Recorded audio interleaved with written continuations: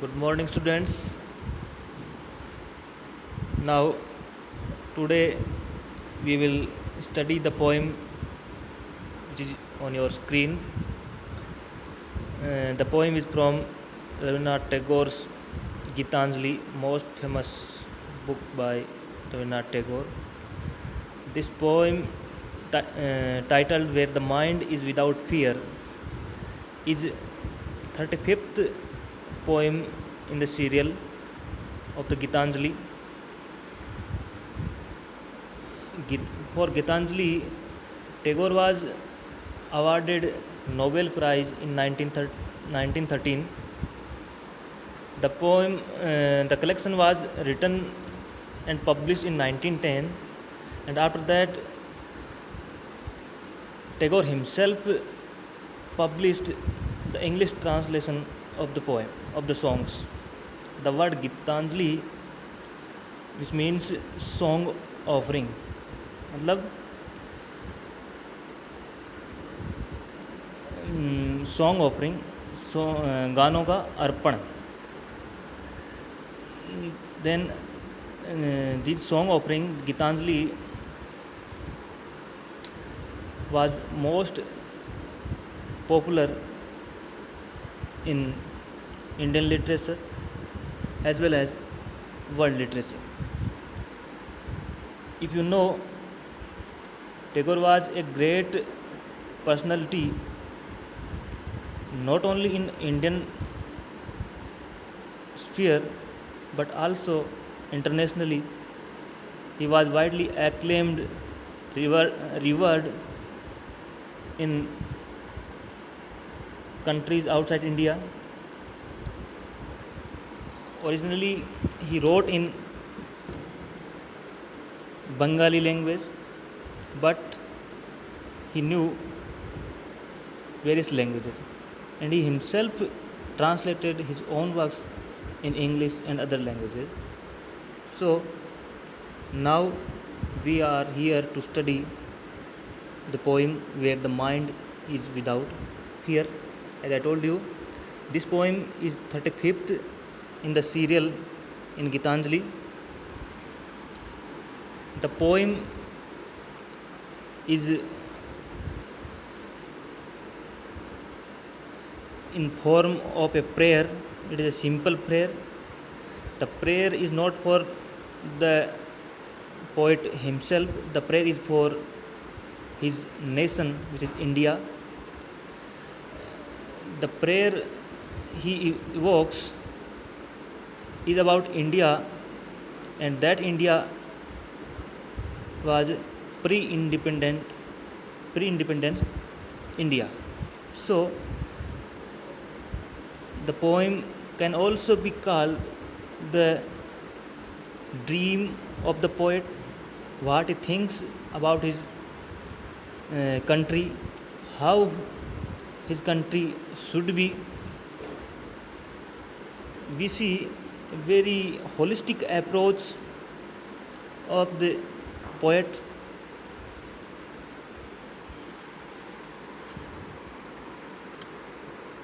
The poem expresses the idea of India, which is shared by the majority of the Indian thinkers, the makers of India. Tagore was one of the major thinkers upon whose ideas the idea of India is constructed. Tagore himself believes in Vasudhaiva Kutumbakam, and he denies fully, totally, the division between nations of the world. He was a great, I should say,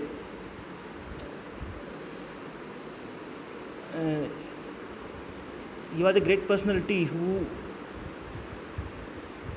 gave the idea of internationalism and denied any fraction of the world into nations. So the basis under this internationalism was this Vedic idea of Vasudev Kutumbakam, which he imbibed in his thoughts. As you read the poem, you can easily guess, you can easily know what was his ideas. So let's first just read the poem, and then we will again discuss what the poet wants to say and what are his ideas. So let's start. I will start reading the poem. You also please read with me. Where the mind is without fear and the head is held high, where knowledge is free, where the world has not been broken up into fragments by narrow domestic walls, where words come out from the depth of truth, where tireless striving stretches its arms towards perfection, where the clear stream of reason has not lost its way into the dreary desert sand of dead habit, where the mind is led forward by thee into ever widening thought and action into that heaven of freedom. My Father, let my country awake. Dear students, you may have got some idea about the poem. The poem is a prayer. The poem expresses the inner thoughts of the poet, what he wants, what he uh, wants to make his nation.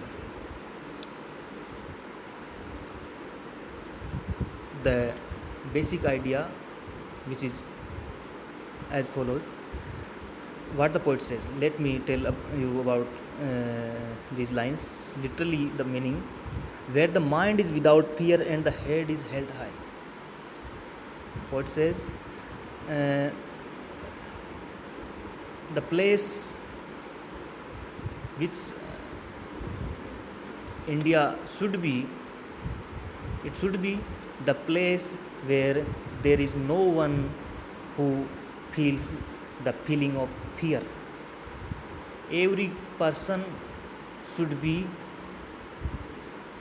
as courageous as the other. And the head is held high means every person should live his life uh, respectfully, where knowledge is free and where there is no foundations, where there are no boundaries, where there are no limits on the acquisition of knowledge and the spread of the knowledge. The knowledge spreads through the debates, through the social personal interactions. So whatever the difficulties there may come up in the spread of knowledge, Tagore wants that there should not be any intervention for intervention in the spread of the knowledge. So what can be the interventions? As you well know, the state machinery, the personal prejudice, social prejudice, and the ideological gaps, the ideological clashes, all these, the religious hypocrisy, all these play major role in the spread of the knowledge. What the poet thought about his India, he thought and he experienced actually that in India of that time there was little knowledge among the masses. The people were illiterate, and few of them, very little, few of them were learned. What was the reason of being illiterate of the masses? The reason was that superstition, religion, and society.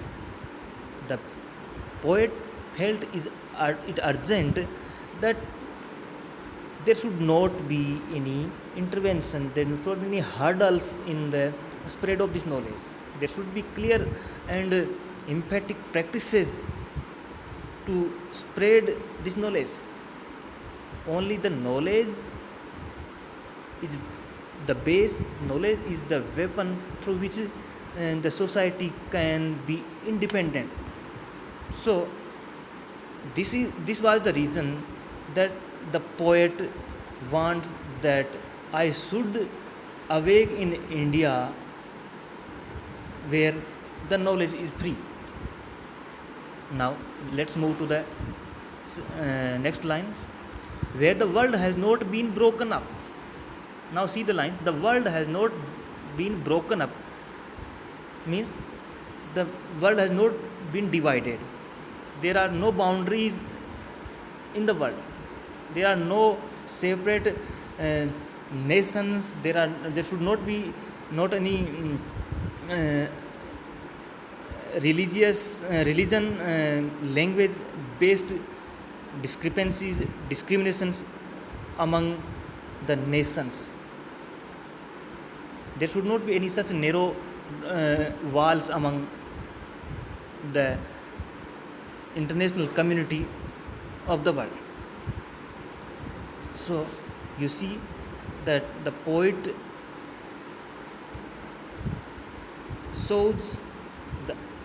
expresses the holistic approach for the entire world, not just for his own nation, not just for his own India, but for the entire world. Now let's move to the next lines. Where words come out from the depth of truth. This is about the character of the citizen of every India. You see, poet wants that whenever anyone speak, he should speak truth. Means that there should not be any lies, there should not be any deceptions. Means he wants every Indian to be a good character. Next line. Where tireless striving stretches its arms towards perfection. The line expresses the idea that there should be tireless striving, means continuous efforts for perfection. Every citizen, every Indian, there must try continually to get its perfection, to do his work. This line you can remind the Karma Yoga of Bhagavad Gita, where Sri Krishna time and again tell Arjuna to focus on the karmas. Next line. Where the clear stream of reason has not lost its way into the dreary desert sand of dead habits. This line again emphasizes on the thought process, on the mind of every Indian, that every Indian should have reasoning. He should not be superstitious, hypocritical, or any staunch believer in anything. Next line. Where the mind is led forward by thee into ever widening thought and action. This line again is addressed, invoked to the Lord. What the poet says, where the mind is led forward by thee into ever widening thought, where every Indian strives forward again and again for gaining of the knowledge and acting upon his knowledge and thoughts. And if that conditions are fulfilled, according to the poet, according to the wish and dream of the poet, if that conditions, if such things happen, the India, his country, will become a heaven, and in that state of heaven, in that land of heaven, in that India, the poet wants his country to become. He wants his country to awake when they get freedom. He wants his country to become that such kind of place. So the poem expresses his desire, his will for the perfection of his country. Every line starts with the word where and where. The poem is in form of a song and can be sung with the rhythm. The word my father suggests his invocation to his Lord. The word my country again suggests the sense of belonging to his country. His prayer is not for himself but for the whole country. The word my expresses his patriotic feelings for India. This poem is a hymn for all mankind. The sense of internationalism also comes up into the fore when he says, where the world has not been broken up into fragments by narrow domestic walls. He envisions, he wishes that there should not be any strife between nations. There should not be any clashes between civilizations.